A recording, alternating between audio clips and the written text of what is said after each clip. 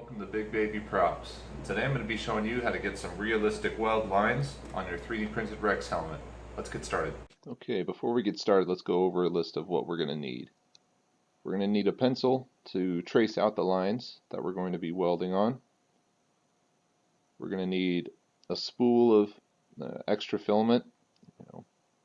It can be any color you like because we're going to be painting over it later. And lastly, we're going to need a soldering iron.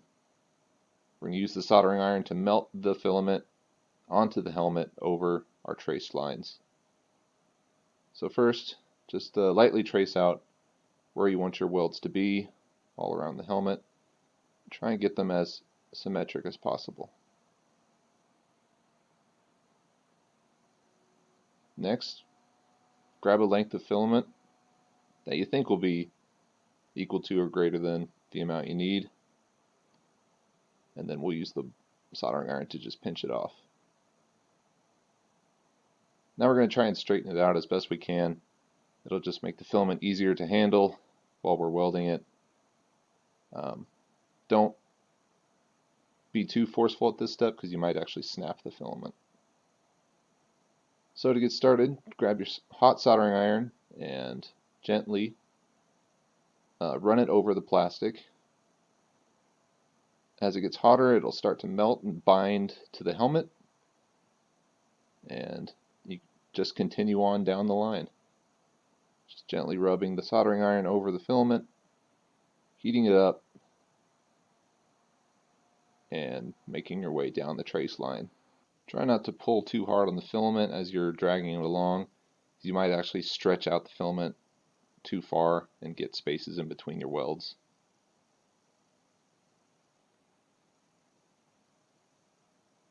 I actually get pretty lucky here and grabbed the right amount of filament that I needed, but if you grab too little filament, you should be able to just grab some more and then weld the two ends together on the helmet.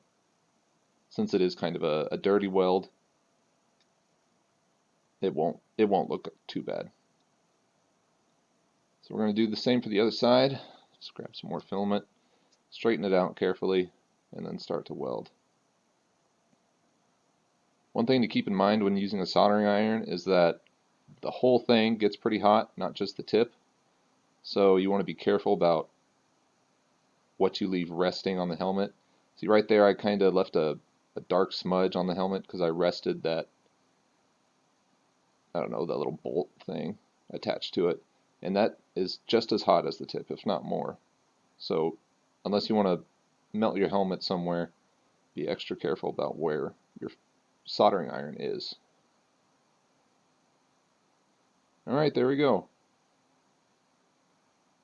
You can smooth out the welds a little bit more if you like.